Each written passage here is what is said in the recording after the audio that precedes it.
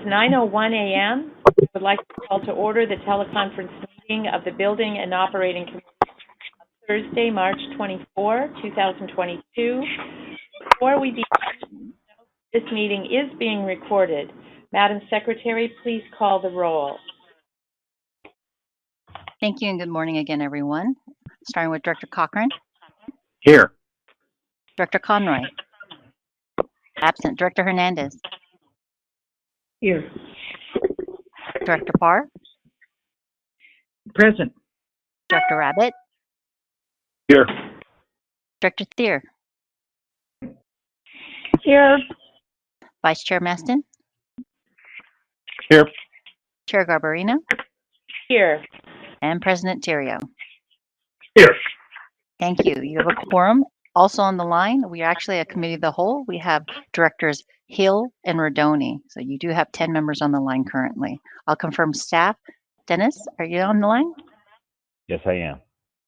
Joe Wire. Yes. Eva Barr-Furbish. Present. Kim Manolius. Good morning. Dave Rivera. Good morning, President. Mona Babauta. Good morning, Present. Jim Swindler. President. And Kelly Hopper. Good morning. Great. That confirms staff on the line. Great. Thank you, Amaret. I would like to remind everyone to mute their phones until after staff's presentation, and remember to unmute and identify yourself when we open up for director discussion. If there are any comments or questions, the Secretary or I will call on you accordingly. Following our discussion, we will ask for any public comment before moving on. Please follow along by referring to the page numbers located on the bottom right-hand corner of your meeting. Begin with the agenda item number 3, to approve award of contract number 2021 BT 075, Santa Rosa Bus Facility Resurfacing. The staff report begins on page 3, and we have Chief Engineer Ewa Bauer-Furbush on the line to present the report. Ewa, please begin your presentation. Thank you, Madam Chair. The report on the agenda item 3 presents staff recommendation regarding actions relative to award of construction contract number 2021 BT 075, Santa Rosa Bus Facility Resurfacing. And the recommendations are as follows. Approve award of the construction contract to Argonaut Constructors, Santa Rosa, California, in the amount of $1,429,211, and establish a construction contingency for the contract in the amount of $214,382, which is equal to 15% of the contract award amount. This recommendation is made with the understanding that sufficient funds are available in the fiscal year 22 Bus Division capital budget for the Santa Rosa Bus Facility parking lot rehabilitation project to finance these actions. And as a background, at the Santa Rosa Bus Facility, the bus parking lot surfacing and the commuter parking lot pavement are in poor condition and in need of rehabilitation. In addition, a portion of the bus facility property requires fencing in order to maintain security of the facility. This construction contract was advertised for bids on February 2nd, 2022, and on March 1st, 2022, 2 bids were received, opened, and publicly read. The engineering staff, Disadvantaged Business Enterprise Program Administrator, and attorney evaluated the bid. The engineering staff and attorney determined that Argonaut Constructors, with a bid price of $1,429,211, is the lowest responsive and responsible bidder.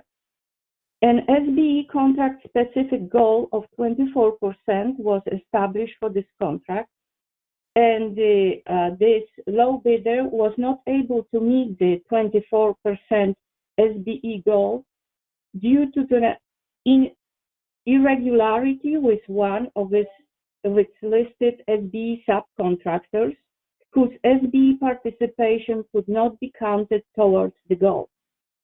However, this bidder submitted sufficient good faith efforts with SBE firms to meet the goal. The DBE program administrator has determined that the bidder has complied with the DBE SBE program requirements applicable to this contract and may be awarded the contract based on good faith efforts documentation submitted with its bid. At this time, SBE participation of approximately 10.2%, that includes 10.2% DBE participation, is anticipated during performance of this contract. The project is 20% district funded and 80% Federal Transit Administration funded. And there are sufficient funds in the project number 2232 to finance the project construction. So with this, I'll be happy to answer any questions that the committee may have for me. Awa, thank you for your presentation. Are there any questions or comments from directors on this item? Okay, hearing none. Actually, Madam Chair, I was waiting to see if others jumped in, but this is Director Terrio. Go ahead. Sure. Yeah, two questions for Ms. Bauer-Herbusch. One is, under the bullet points, there was trenching and installing utility conduits and junction boxes. What uses are we anticipating for those utility conduits and junction boxes? Is this just for lighting and so on, or is this anticipating future uses such as charging of electric vehicles and possibly a solar array? Just give us a capacity for that. And then the second question was with regard to the SBE, the difficulty with the SBE subcontractor. Was there irregularity, one that could be cured? That is, was it, for example, a paperwork issue, or was it an incurable irregularity? That is, they really couldn't qualify as an SBE, so that we might actually look forward in the former case to maybe better SBE participation in this contract. Those are my two questions. Thank you. So the junction boxes and the conduits are for the future. They will be used for EV charging stations. With respect to the that particular SBE subcontractors, I think that there were problems with the paperwork as well as fulfilling the eligibility of the SBE. So I think that had something to do with them earning more money that allow under the SBE provision. Thank you. All in favor of their success. It's too bad it disqualified them in this regard. Right. I mean, they were too successful. Hi, this is Director Steer. I had one question. Sorry that I don't know this already, but I'm new. What are the rules with respect to the district? And, you know, a lot of the bidding, your bid has to qualify, and it's really on the prime contractor to ensure that the subs meet the qualifications. Does this agency have discretion to allow substitution of a small business after the bid has been opened? I never, with respect of substitution after the bids are open, we have never had this situation. I don't think that this is permitted, and it relates to the fact that this is a low bid process, and whatever is included in the originally submitted bid has to stand for itself. This is Dennis. I'll jump in. Ava's correct, 100%, that during the time that we open bids till the time a decision is made on the award, there's no negotiation, no additional information. We just follow up if something's questionable or incomplete. So they have no opportunity to change their subs at that juncture. Once a contract is awarded, there's an expectation that the subs listed are the ones that do the work. There's a separate law in addition to laws dealing with SBEs and DBEs that deals with substitution of subcontractors, and the law discourages the substitution, and only if a sub says they are unwilling to do the work is there a process that the district uses to investigate and to allow a substitution. And if it's a DBE or SBE, the substitution has to be with another SBE or DBE firm. And the intent of those laws on substitutions is to avoid bid shopping by contractors, so they can't get a job and then try to solicit new best and final quotes from subs to get lower bids. It's to protect the subcontractor market. Hopefully that's responsive to your request, Director Sears. It is. Just one follow-up. With respect to the small business that did not qualify, how were we able to make that substitution? Did we accept the bid and then find out they didn't qualify and then allow the substitution? There's no substitution? And I apologize to be asking this now. I just didn't realize, normally the agencies we work with, if you don't qualify, your bid's thrown out. So if you put a subcontractor that doesn't qualify, that's it, you're done. So anyway, I just wanted to understand it. So there's no substitution that is occurring. The contractor submitted a bid with a list of subs. One of the subs that was listed as an SBE no longer qualifies for the program, so it doesn't count towards the goal. But the law that we comply with says they have to make a good faith effort, and they did. And so the contractor followed, and the district followed the legally prescribed process. The competitive low bid laws that deal with public works contracts do not provide a lot of discretion intentionally to avoid any potentially dishonest activity. And so they submitted a bid. They had a list of contractors. Our DBE coordinator reached out. We could have Artemis provide further details. She is on the call if you need further detail. But there was no substitution. So if you want more detail, I can ask Artemis to weigh in. So if I may ask something to clarify, if I may clarify the situation. So Argonaut contractors submitted their bid and they listed subcontractors. One of them was that particular SBE. And we have found out that they exceeded the threshold to be qualified in terms of earnings, to be qualified as to count them as SBEs.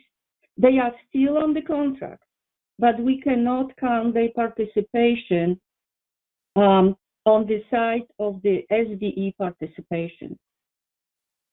Okay, I understand. Then you added another subcontractor to fulfill the SBE participation, which is allowable. No. The list of bids, the bid includes a list of subcontractors, and that list is the list. We don't allow any switching or anything. The list had additional bidders, and so that's why we have a 10.2% DBE participation. However, they did not achieve the 24% SBE goal because one of the firms, as Ava stated, does not meet the criteria. So this contractor has complied with all requirements of the public contracting laws, and the district's recommendation complies with those, in that they did not meet the SBE goal, but they made a good faith effort, and there's been no substitution of any of the bidders. There's been no change in their bid documents since they were submitted. There's merely follow-up questions from our DBE coordinator, Artemis Davenport, with the firms to clarify whether or not they still qualify as an SBE. Okay, I understand. My apologies. And thank you very much for that clarification. That explains it. Okay, are there any further questions on this item? This is Director Hill. Okay, go ahead. I wanted to commend President Terrio for asking a question relative to electrification on projects, and I would like to suggest possibly further that in budgetary improvements, capital improvements, that there be a check mark in the review for if we're ready for electrification design or allowance for it or something like that. on future contracts. Just a comment, because we are getting fairly close to the point that we're going to be starting to work on this sort of thing, and it'd be good to have that in our evaluations for capital improvements. Thank you. Okay. Thank you, Bert. Anyone else? That concludes our discussion on item number 3. But before we take our vote, is there anyone from the public, Amoret, wishing to speak on this item? We do have one speaker. We have Mr. David Pilpel who would like to speak on this item. So in a second, I'm going to introduce Mr. Pilpel. Hi, David. Are you there, Anna? I am. Can you hear me now? We sure can. Loud and clear. Go ahead. Great. Good morning, Directors. David Pilpel. So on this item, I support the proposed action. I think now is a good time to resurface any and all district parking facilities that are in need and have deteriorated pavement, whether it's D3, D2, D1, the toll plaza, et cetera, parking lots, all of that where appropriate. I think it would be great in the future for construction items such as this to include a small area map, a site map, and appropriate photos. So where there was discussion in the staff report about the need for additional fencing and the cracked pavement condition, it would be great to have just a couple of photos to show that. What do they say? A picture, a 1,000 words. Anyway, that would be good. And frankly, I don't remember when the D3 parking area was last resurfaced. So it would be also nice to have a sentence or two for facility type issues about when the facility was built or acquired, when this type of work was last done at the facility, to give some context. So I don't know if it was 10 years ago or 20 years ago when it was last resurfaced, but it's good to just have that for history and to put the item in context. But again, I support the proposed action, and I appreciate the questions that you asked just now, particularly about electric vehicle charging infrastructure. Great, thanks. Great, thank you, Mr. Pilpel. I'm assuming there are no further public comments, and That's correct. I will ask my colleagues if I may have a motion, please, on agenda item 3 to approve award of contract number 2021 BT 075. This is Barb. I'll move it. Okay. I'll second it. 3 and a second. Thank you. Madam Secretary, please do a roll call vote for us. Thank you. We have a first and a second on item number 3. And since we are committee of the whole, I will start with Director Arnold, who's absent. Director Conroy is also absent. Director Garbarino. Yes. That's Director Giudice is absent. Director Grosball is absent. Director Hernandez. Aye. Director Maston. Aye. Director Melgar is absent. Director Parr. Aye. Director Rabbit. Aye. Director Rodoni. Aye. Director Snyder is absent. Director Stephanie is also absent. Director Thier. Aye. Second Vice President Hill. Yes. First Vice President Cochran. Yes. And President Terrio. Yeah. Thank you. That's 10 ayes. Thank you. That motion passes. We will move on now to agenda item number 4 to approve actions relative to the Golden Gate Bridge Vehicle Suicide Deterrent Project System Project. The staff report begins on page 7, and we have, once again, Awa will also present this report. Awa, please present your next item. Thank you, Madam Chair. The report under agenda item 4 presents staff recommendations regarding 2 consulting services contracts that are related to management of the Suicide Deterrent System construction contract. Staff recommends that the Building and Operating Committee recommend that the Board of Directors take the following actions. Authorize execution of the 6th Amendment to Professional Services Agreement, number 2018-D75, Golden Gate Bridge Physical Suicide Deterrent Net System Fabrication Shop Inspection Services with David Engineering in an amount not to exceed $134,000 for continuation of the suicide deterrent net system fabrication quality assurance inspection services. Second, authorize execution of PSA number 2021 B73 Golden Gate Bridge Physical Suicide Deterrent System Maintenance Traveler Fabrication Shop Inspection Services with Smith Emery Laboratories in an amount not to exceed $2,600,000, subject to the Golden Gate Bridge Highway Transportation District receiving the California Department of Transportation's approval of the PSA prior to its execution. Number three, establish a 10% contingency for the PSA with Smith Emery Laboratories in the amount of $260,000. And finally, authorize an increase in the amount of $2,290,000 in the fiscal 2021-22 Bridge Division capital budget for the Golden Gate Bridge Physical Suicide Deterrent System project, project number 1526, to be funded from district reserves for a revised total project budget of $206,632,868. The district's So let me provide some background information about the recommended actions.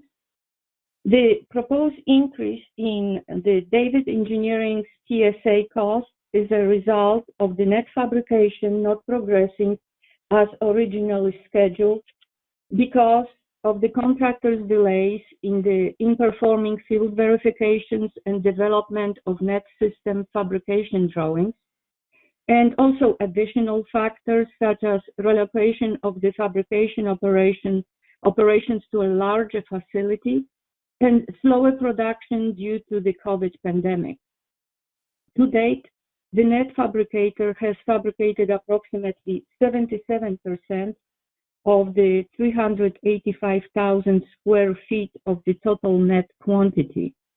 Based upon the amount of remaining net fabrication and the current fabrication production rates, engineering staff has estimated that the fabrication should be completed in March 2023. The current PSA has enough funds to allow quality assurance inspections to continue through April 2022. In order to continue quality assurance inspections of the remaining suicide deterrent net system fabrication through March 2023, the sixth amendment to the PSA with David Engineering is necessary. Engineering staff requested, and David Engineering has provided, a cost proposal in the amount of $134,000 to continue performing the requested shop quality assurance inspection services through March 2023. Engineering staff has reviewed the proposed cost and found it to be reasonable in terms of David's Engineering's budgeted labor hours to perform the additional scope of services requested by the district and to be consistent with the consultant audited labor and overhead billing rates. Also, it is estimated that the net fabrication should be completed by March 2023. Engineering staff will monitor the progress of the fabrication and will make an assessment at a later date whether this goal can be accomplished. And if any further extension of or increase in the TSA cost is necessary, we will bring it for the board and the committee and the board consideration. So now, regarding the maintenance traveler fabrication shop quality assurance inspection services, in 2019, the district has retained services of Bureau Veritas North America to perform shop quality assurance inspection services at the traveler fabrication facilities in Alabama and Georgia, which were the original locations of the contractor's traveler fabrication shop. The board authorized the TSA for not to exceed amount of $640,000 and with the contingency amount of $64,000 for the total budget of $704,000. However, in late summer 2020, the prime contractor informed the district that they would not longer fabricate the maintenance travelers in Alabama and Georgia and would instead contract with a fabricator in Oregon and Washington states. Staff discussed this change with Bureau Veritas. The consultant stated that they did not have the resources available to perform the shop inspections at the facilities in Oregon and Washington, and they agreed that the TSA be rescinded. To bring a new inspection consultant on board, on December 17, 2021, the district issued a request for statement of qualifications and proposal. By the due date of January 21, 2022, the Office of the District Secretary received 5 statements of qualifications and proposals. The district's selection committee reviewed the submissions and evaluated them based upon the criteria included in the RFQ-RFP. The selection committee ranked the 5 proposals and, in accordance with the RFQ-RFP provisions, interviewed the top 3 proposal teams and evaluated them based on the same criteria. Upon completion of the interviews, the selection committee determined that Smith Emery Laboratories was the highest ranked proposer and had the best qualifications and experience necessary to perform the requested services. It is important to note that the cost of the TSA with Bureau Veritas was based upon part-time steel fabrication shop inspection services at 2 locations and part-time galvanization inspections at 1 location. After further evaluation of the traveler fabrication work and after observing the level of effort necessary to perform the steel fabrication shop inspections during the structural steel shop fabrication work, staff determined that full-time inspections are necessary. Staff also noted that the previous inspection services included Alabama and Georgia pay rates that were lower than the pay rates in Washington and Oregon, and that those rates are now over 2.5 years old. These 2 factors were taken into consideration when staff negotiating the inspection price with Smith Emery Laboratories. Staff and Smith Emery negotiated a not to exceed $2,600,000 price for full-time inspections at 2 steel fabrication facilities for an 18-month fabrication duration and half-time inspections at the galvanization facility for an 18-month duration. Staff has determined that this not to exceed price is fair and reasonable based on the level of services required and historic scope of work and cost data provided by consultants for steel fabrication shop inspection services, with consideration for inflation adjustments. The consultant will be compensated for actual time expended and expenses incurred, plus a fixed fee not to exceed the authorized amount. In accordance with requirements of Caltrans, a DBE contract participation goal of 18% was established for this PSA. The district's DBE program administrator has determined that Smith Emery has complied with the DBE requirements applicable to this PSA. At this time, 18% DBE participation is anticipated during the performance of these services. Finally, an increase of $2,290,000 to the project budget is required to finance the $134,000 cost of the 6th Amendment to PSA with David Engineering, and $2,600,000 cost of PSA with Smith Emery Laboratories, and this PSA's $260,000 contingency, with this cost being offset by the previously approved $704,000 budget for the rescinded PSA with Bureau Veritas. And with this, I'll be happy to answer questions that the committee may have for me. Ava, thank you for your presentation. Are there any questions or comments from directors on this item? Okay, hearing none. I'd like to know, before we take our vote, is there anyone from the public, Amaret, wishing to speak on this item? We have no speakers on this item. Thank you. Colleagues, may I have a motion on agenda item number 4 to approve actions relative to the Golden Gate Bridge Physical Suicide Deterrent System project? This is Director Thier, so moved. May I have a second? Director Maston, second. Thank you, Jim. Thank you. Secretary, please do a roll call vote. Thank you. We're voting on item number 4, and we're going to start with Director Arnold, who's absent. Director Conroy is also absent. Director Garbarino. Yes. Director Giudice is absent. Director Grosboll is also absent. Director Hernandez. Aye. Director Maston. Aye. Director Melgar is absent. Director Parr.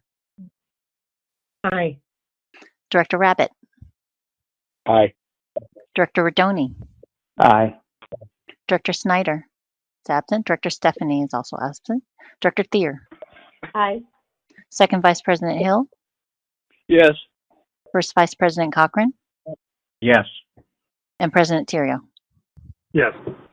You have 10 ayes. Thank you. The motion passes. And Ava, thank you so much for your comprehensive report. We will now move on to it. You're very welcome.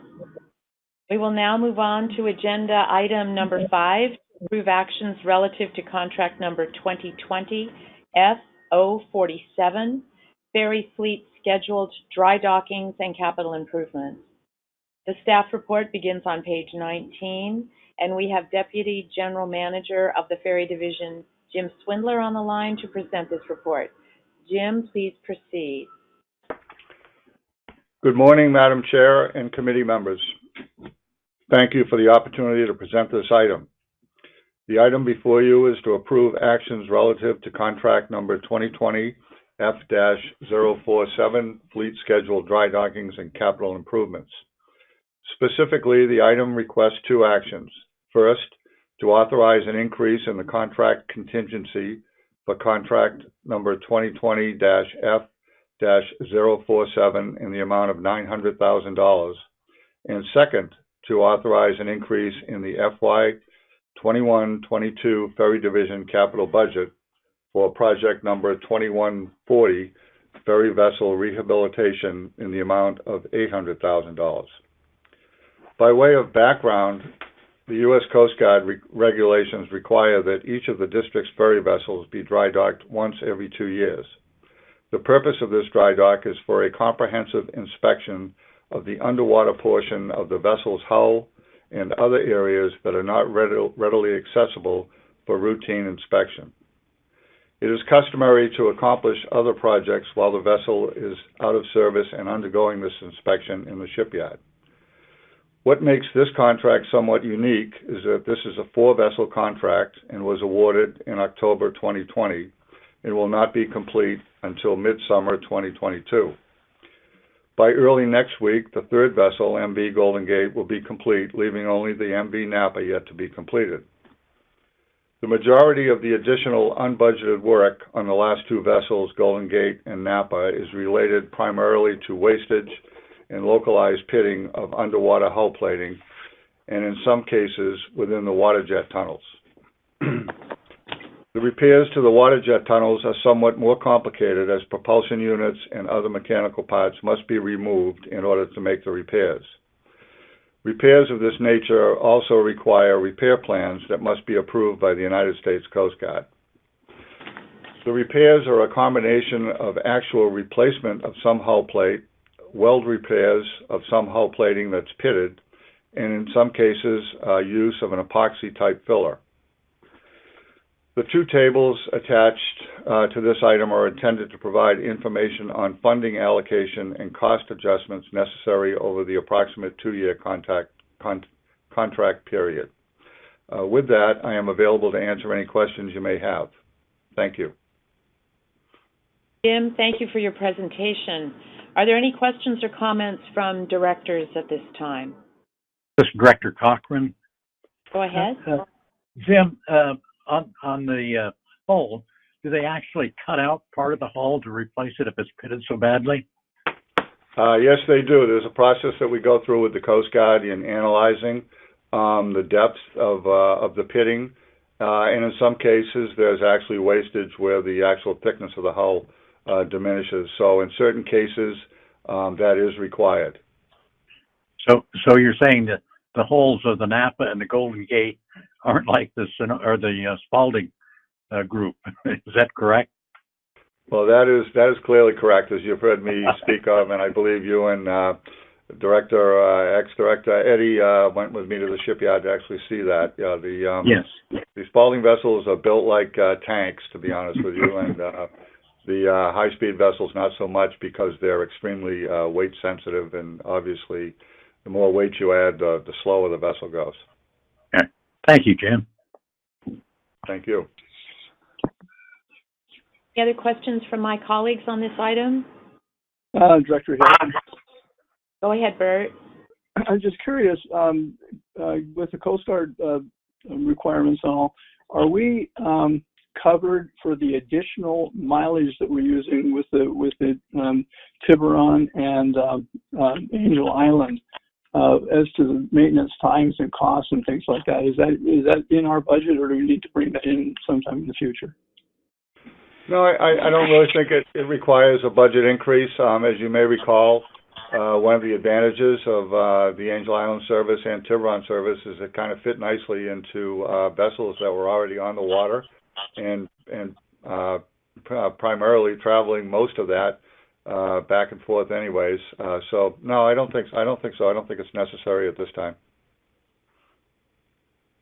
Thank you. Thank you again, Jim. Any other directors have any questions on this item for Jim? Okay, that concludes discussion on item number 5. Before we take our vote, is there anyone from the public, Amoret, wishing to speak on this item? We have no speakers for this item.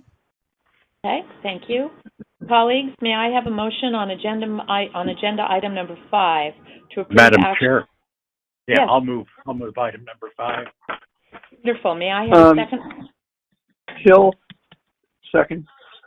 Great, Bert. Thank you. Madam Secretary, please do a roll call vote. Thank you. We're voting on item number 5, starting with Director Arnold. Absent. Director Conroy is also absent. Director Garbarino. Yes. Director Giudice is absent. Director Grossball is absent. Director Hernandez. Aye. Director Maston. Aye. Director Milgar is absent. Director Parr. Aye. Director Rabbit. Aye. Director Rodoni. Aye. Director Snyder is absent. Director Stephanie is also absent. Director Thier. Aye. Second Vice President Hill. Yes. First Vice President Cochran. Yes. And President Theriault. Yes. Thank you. You have 10 ayes. Wonderful. Thank you. The motion obviously passes. We will move on to item number 6 on the agenda, an informational monthly report from board appointees to the Sonoma Marin Area Rail Transit Board. A brief staff report is on page 23, and I would like to report that I can either make the report, or David, you can make the report, or Barb and add in. I could get started, and you guys could add in if you'd like. That's fine with me. I After actually go ahead. Okay. Great. We had a great meeting this last week on the 16th of March, We approved the award to Stuber Stroh for a contract totaling $2,466,130 for the Marin County Non-Motorized Pathway Project, engineering and design and support. We also, and I'll refer to this in just a moment, approved a resolution extending the reduction in fares prices and to allow free parking at the SMART designated park and rides through August 2022, and also had a discussion and approved planning for the future vision statement, mission statement, and objectives. And we had a lengthy discussion as well on patch tags. One thing I would like to bring to your attention in the Press Democrat was a story on the 22nd of March, an editorial actually, titled "Thumbs Up, Cutting Fares is a Smart Move Now." And I'm sure that Amaret can find it or I can forward it. It was a very positive story about SMART, its current management, and it looks good for our future. David or Barb, do you have anything you'd like to add? Just thank you. You're very welcome. All good. Great. Wonderful. Are there any other board members who have comments or questions regarding the SMART report? Okay. That concludes Oh, sorry, it's directors here. I just wanted to say thank you very much. This is very, very important work, so thank you. Oh, you're very welcome.